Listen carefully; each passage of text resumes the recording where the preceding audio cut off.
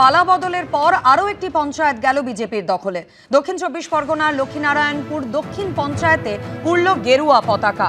গতকালই ভোটাভুটি হয় এবং সেখানেই বিজেপির সদস্য অমলেন্দু সর্দার তিনি প্রধান হিসেবে নির্বাচিত হয়েছেন।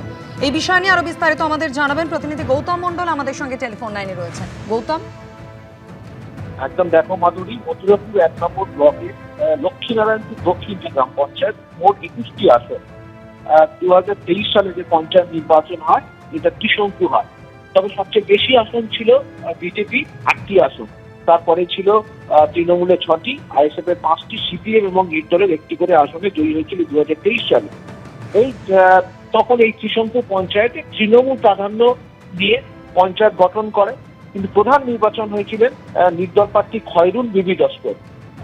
পালা বদলের পর খয়রুল বিবি লস্করের বিরুদ্ধে অনাস্থা আনে অন্যান্য সদস্যরা এবং তৃণমূলের একটা বড় অংশ, এবং তারপরে তিনি অপসারিত হন।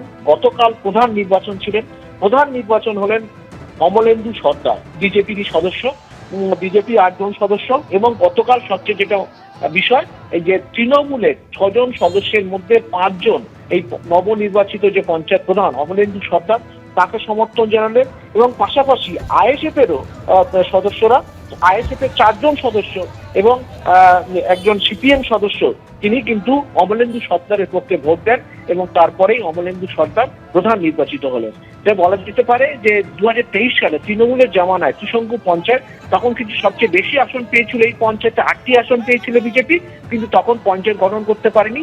তখন বিজেপি বিরোধী সমস্ত শক্তি তারা পঞ্চায়েত গঠন করলো ত্রিশঙ্কু হয়েও, কিন্তু পালা বদলের পর দেখা গেল আবার বিজেপির পক্ষ নিয়ে তৃণমূলের একটা বড় অংশ, আইএসএফ এবং সিপিএম তারা সমর্থন দিয়ে বিজেপির যিনি অমলেন্দু সর্দার তাকে প্রধান নির্বাচন করলেন। মাধুরী, ধন্যবাদ গৌতম।